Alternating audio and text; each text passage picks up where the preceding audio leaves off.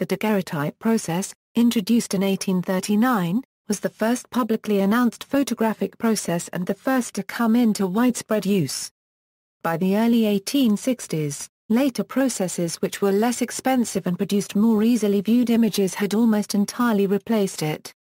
A small-scale revival of daguerreotypy among photographers interested in historical processes was increasingly apparent during the 1980s and 1990s and has persisted into the 2010s. The distinguishing visual characteristics of a daguerreotype are that the image is on a bright mirror-like surface of metallic silver and it will appear either positive or negative depending on the lighting conditions and whether a light or dark background is being reflected in the metal. Several types of antique images, particularly ambrotypes and tintypes but sometimes even old prints on paper, are commonly misidentified as daguerreotypes, especially if they are in the small, ornamented cases in which daguerreotypes were usually housed. The name daguerreotype correctly refers only to one very distinctive image type and medium, produced by a specific photographic process that was in wide use only from the early 1840s to the late 1850s. Invention. Since the late Renaissance, artists and inventors had searched for a mechanical method of capturing visual scenes.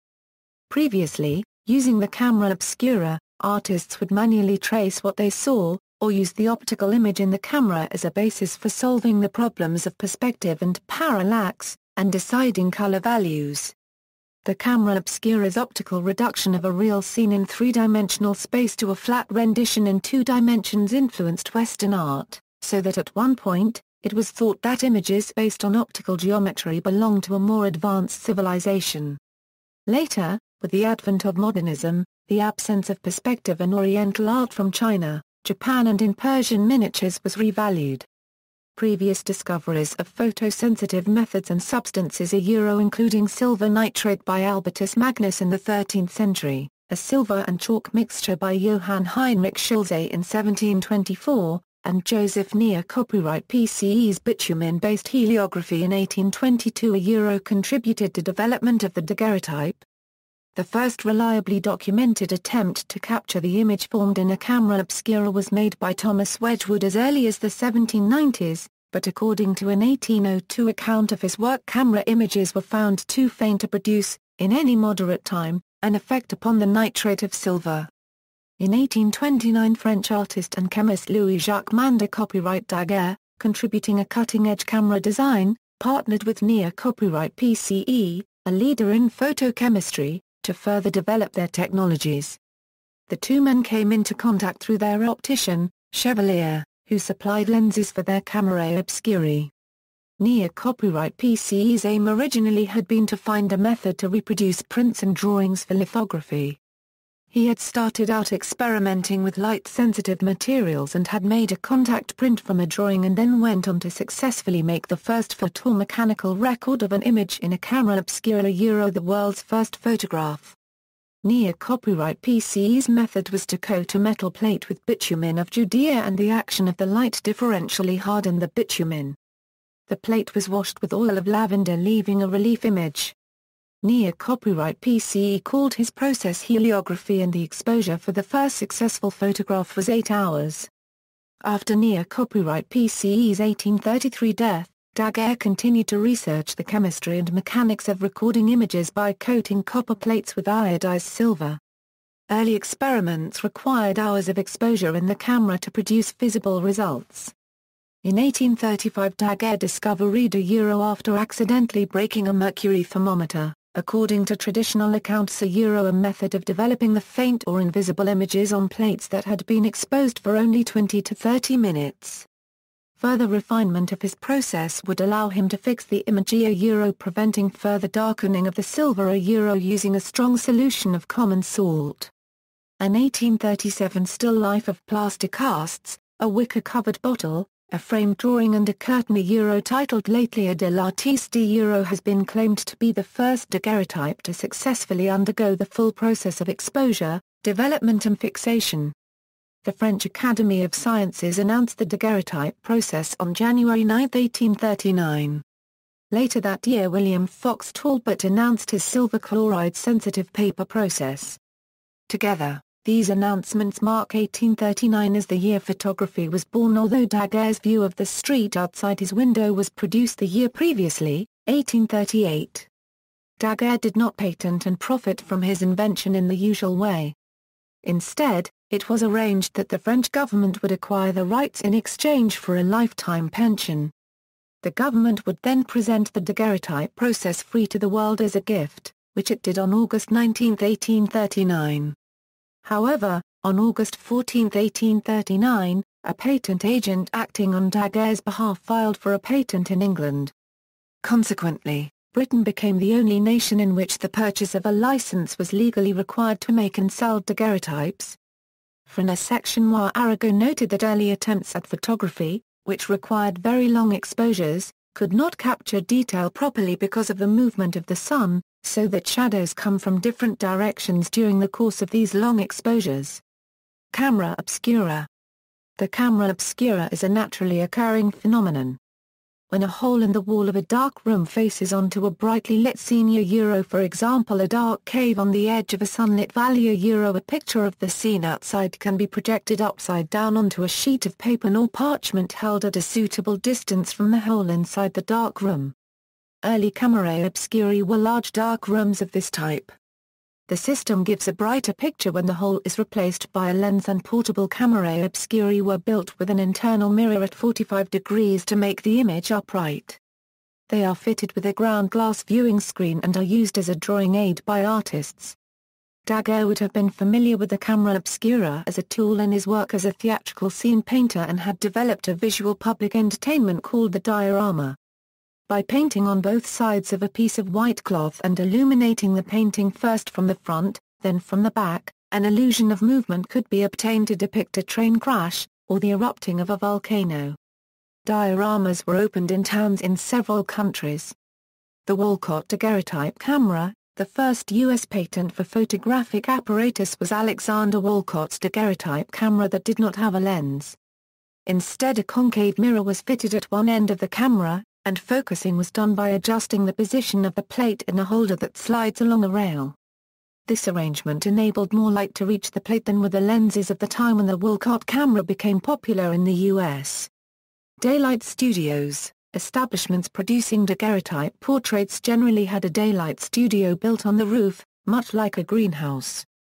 Whereas artificial electric lighting later in the development of photography was done in a dark room building up the light with hard spotlights and softer floodlights, the daylight studio was equipped with screens and blinds to control the light to reduce it and make it unidirectional, or diffusers to soften harsh direct sunlight. Blue filtration was used to make it easier for the sitter to withstand strong light, as the daguerreotype plate is more sensitive to light at the blue end of the spectrum. The process. Plate manufacture. The daguerreotype image is formed on a highly polished silver surface. Usually the silver is a thin layer on a copper substrate, but other metals such as brass can be used for the substrate, and daguerreotypes can also be made on solid silver sheets.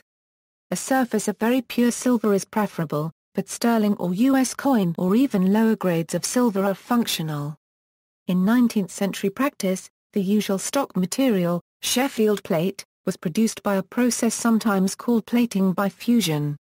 A sheet of sterling silver was heat fused onto the top of a thick copper ingot. When the ingot was repeatedly rolled under pressure to produce thin sheets, the relative thicknesses of the two layers of metal remained constant. The alternative was to electroplate a layer of pure silver onto a bare copper sheet.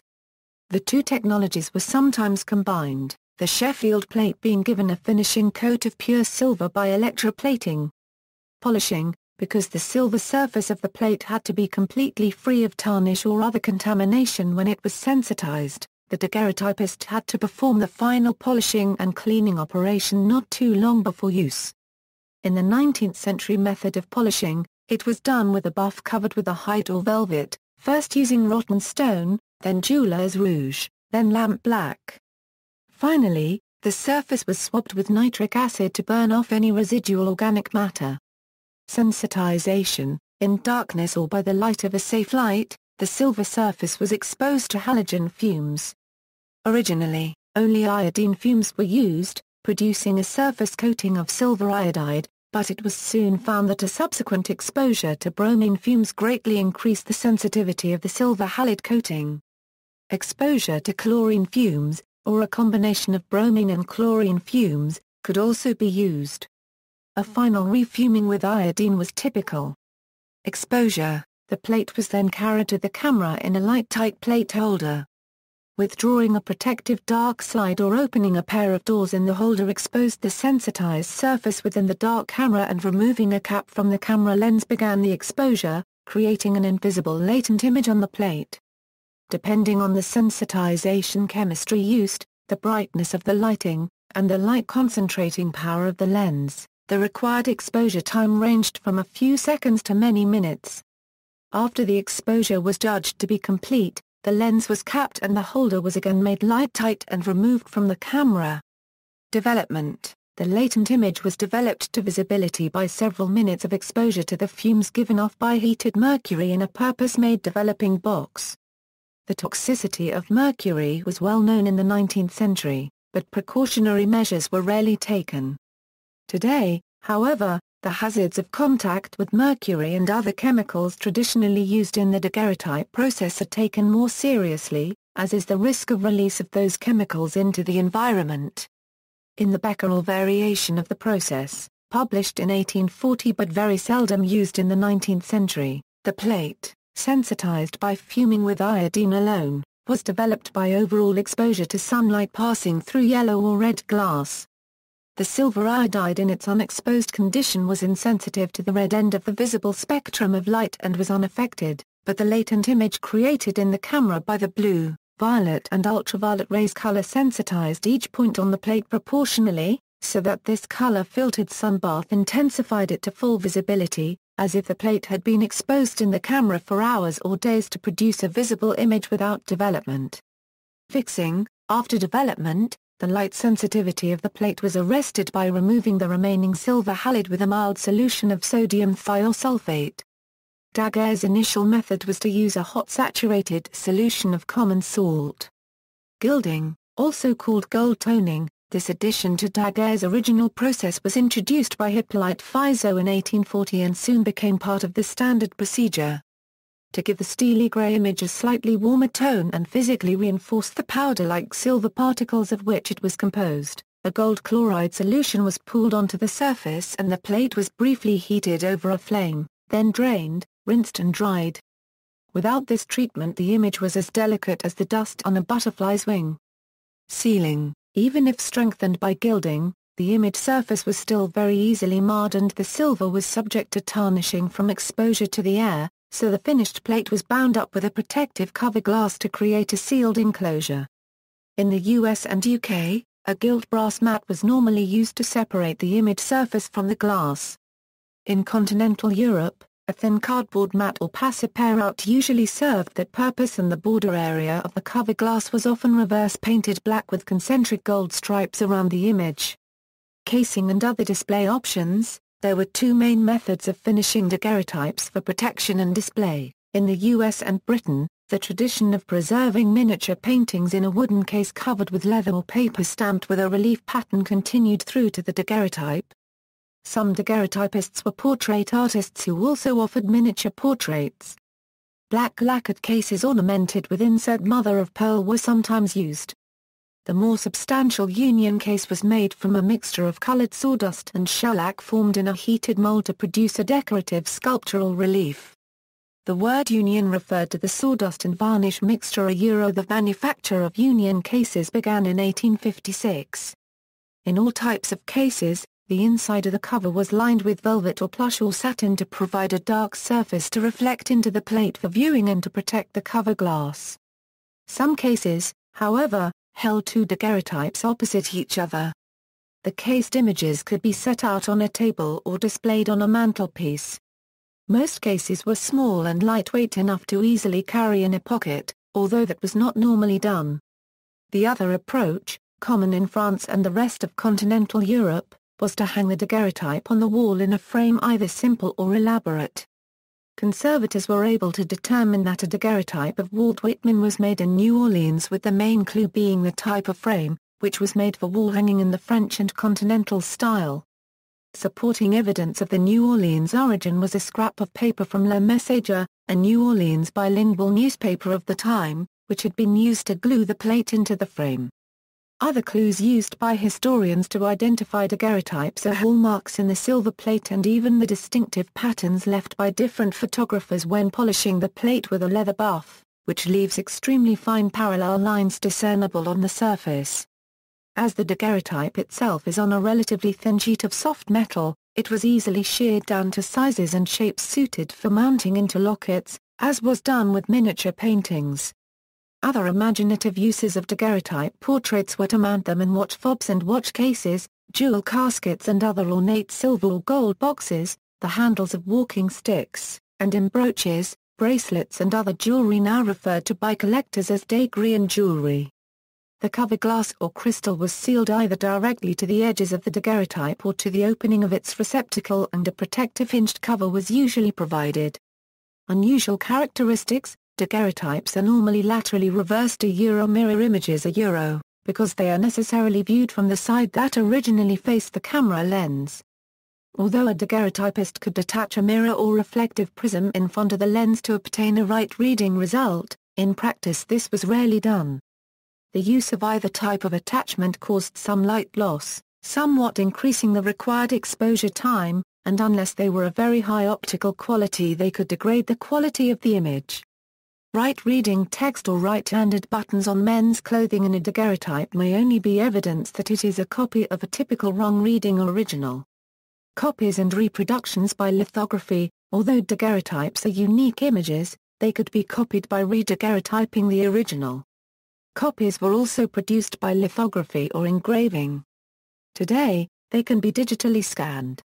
Beginnings of the age of photomechanical reproduction, seen from the perspective of today, when developments in photography have been to increase image quality while reducing the skill and knowledge required by the camera operator, daguerreotypes are expensive and time-consuming to produce. They are cumbersome and heavy if many images are to be stored in large quantities and they require a skilled operator. Long exposures that necessitated headrests resulted in a proliferation of stiff, rigid poses in most of the surviving daguerreotypes, with some notable exceptions. However, when the process was introduced, it offered advantages over existing technologies. Illustrations in magazines up to then had been made by woodcuts or by etching or engraving on copper plates, by mezzotint or by lithography. Portraits were made by amateur and professional artists, but capturing a likeness was revolutionized with the advent of photography. As an astronomical application in the 1870s, commercial portraiture was only one aspect of the opening up of the age of mechanical reproduction. Arago had in his address to the House of Deputies outlined a wealth of possible applications including astronomy, and the daguerreotype was used as the cutting-edge technique in astronomical photography in the 1870s. Although the collodion wet plate process offered a cheaper and more convenient alternative for commercial portraiture and for other applications with shorter exposure times, when the transit of Venus was about to occur and observations were to be made from several sites on the Earth's surface in order to calculate astronomical distances, daguerreotypy proved a more accurate method of making visual recordings through telescopes because it was a dry process with greater dimensional stability, whereas collodion glass plates were exposed wet and the image would move as the plate dried. The invention of photography made cataclysmic changes throughout society regarding what was illusion and what was reality. It is particularly significant that the first process to emerge and to be practiced widely was able to faithfully record fine detail at a resolution that most of today's digital cameras are not able to match. The process is unsurpassed for reproducing fine detail over a long tonal range and gives an illusion of reality unlike any other process. The surface of a daguerreotype is like a mirror, with the image made directly on the silver surface. It is very fragile and can be rubbed off with a finger. The finished plate also must be angled so as to reflect some dark surface for the image to be visible.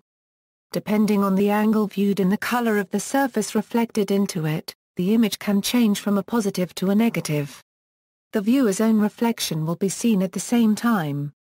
The fragility of the image is a disadvantage because the daguerreotypist needs to buy in a stock of glass cassettes to house the daguerreotypes produced for clients, but as the astronomer Arago pointed out in his presentation of the process to the French House of Deputies, the expense of the silver is offset by being able to wipe a plate clean and produce images again and again on the same plate.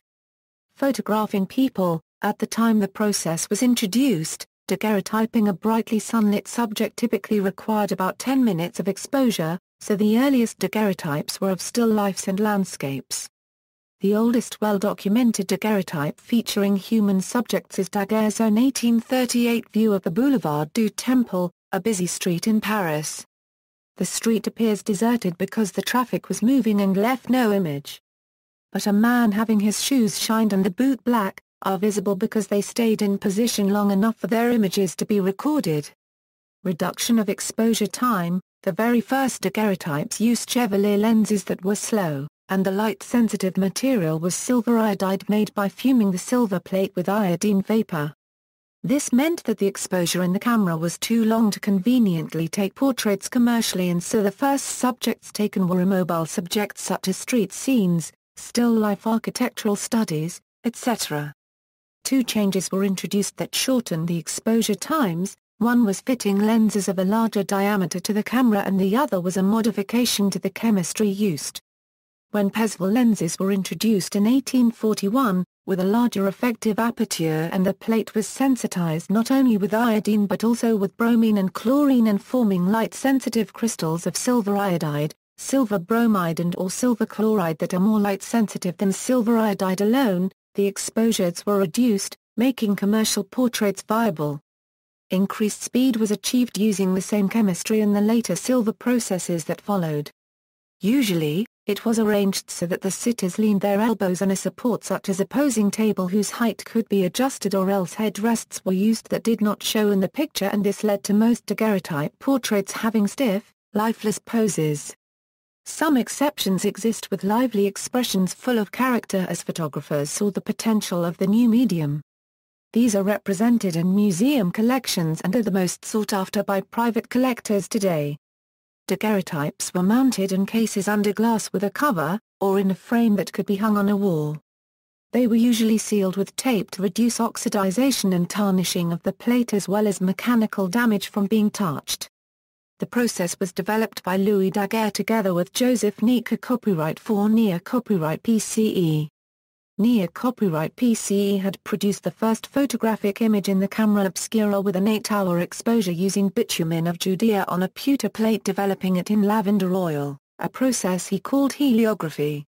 2. The bitumen hardened where light had affected it, while the non-exposed portions were washed away. The image in a daguerreotype is often described as being formed by the amalgam, or alloy, of mercury and silver because mercury vapor from a pool of heated mercury is used to develop the plate.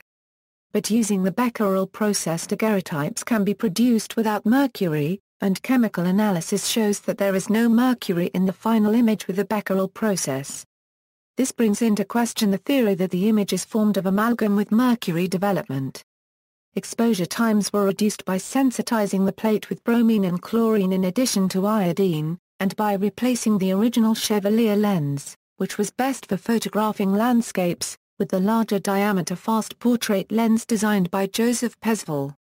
Voigtler currency Daguerre's small, all-metal daguerreotype camera made possible an exposure time of as little as 2 seconds in bright sunlight, if the shadows were underexposed, but his unusual design did not catch on and was not a commercial success. Although the daguerreotype process could only produce a single image at a time, copies could be created by re-daguerreotyping the original, although this proved difficult according to Joseph Maria Adler. Says that copying daguerreotypes in the camera was difficult, but good copies are to be found. As with any original photograph that is copied, the contrast increases. With a daguerreotype, any writing will appear back to front.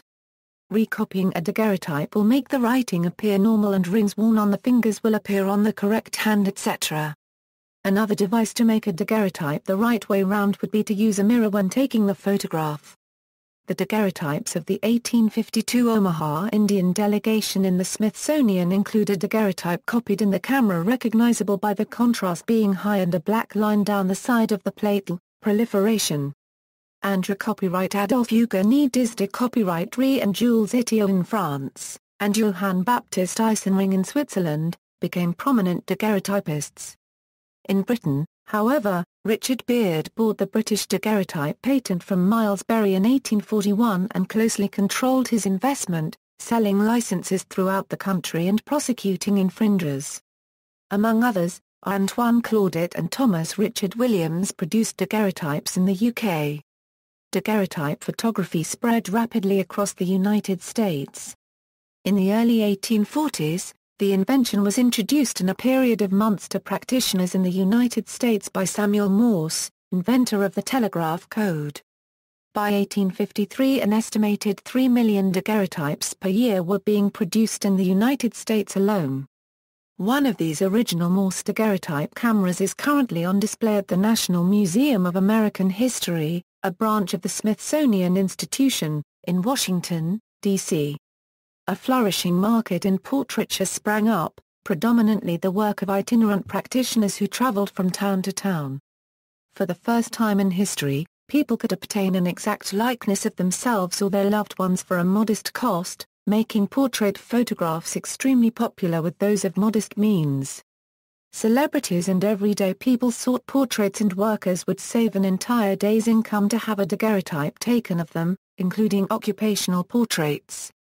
Notable U.S. daguerreotypists of the mid-19th century included James Presley Ball, Samuel Bemis, Abraham Bogadous, Matthew Brady, Thomas Martin Easterly, Francesc Noir Fleischbein, Jeremiah Gurney, John Plum, Jr., Albert Southworth, Augustus Washington, Ezra Greenleaf Weld, and John Adams Whipple.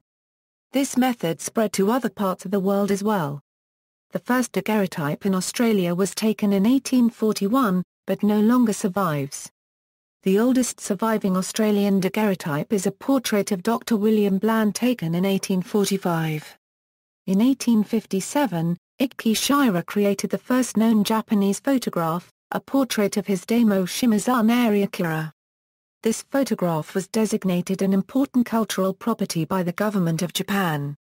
Late in modern use, although the daguerreotype process is usually said to have died out completely in the early 1860s, documentary evidence indicates that some very slight use of it persisted more or less continuously throughout the following 150 years of his supposed extinction. A few first-generation daguerreotypists refused to entirely abandon their beautiful old medium when they started making the new, cheaper, easier-to-view but comparatively drab ambrotypes and tintypes. Historically minded photographers of subsequent generations, often fascinated by daguerreotypes, sometimes experimented with making their own or even revived the process commercially as a retro-portraiture option for their clients. These eccentric late uses were extremely unusual, and surviving examples reliably dated to between the 1860s and the 1960s are now exceedingly rare. The daguerreotype experienced a minor renaissance in the late 20th century, and the process is currently practiced by a handful of enthusiastic devotees. There are thought to be fewer than 100 worldwide. In recent years, artists like Jerry Spagnoli, Adam Fuss, Patrick Bailey Moore, registered trademark Degrand, and Chuck Close have reintroduced the medium to the broader art world. The use of electronic flash in modern daguerreotypy has solved many of the problems connected with the slow speed of the process when using daylight. International group exhibitions of contemporary daguerreotypists' works have been held, notably the 2009 exhibition in Beauvais-sur-Marne, France, with 182 daguerreotypes by 44 artists, and the 2013 Image Object exhibition in New York City, showcasing 75 works by 33 artists. The appeal of the medium lies in the magic mirror effect of light striking the polished silver plate and revealing a silvery image which can seem ghostly and ethereal even while being perfectly sharp, and in the dedication and handcrafting required to make a daguerreotype. Gallery. See also, album in print, ambrotype, calotype, daguerreobase, Joseph Philippe Giraud de Pringy, tintype, footnotes. Further reading, Newell, Beaumont the Daguerreotype in America ISBN 0486233227 ISBN 978-0486233222 Dover Publications. Garnshim, Helmut, and Alison Garnshim. L.J.M. Daguerre, The History of the Diorama and the Daguerreotype. New York, Dover Publications, 1968. ISBN 0-486-22290-X. Barger, Susan M. and White, William B. The Daguerreotype, 19th Century Technology and Modern Science Washington, D.C. Smithsonian Institution Press, 1991, Rudisill, Richard. Mirror Image, The Influence of the Daguerreotype on American Society.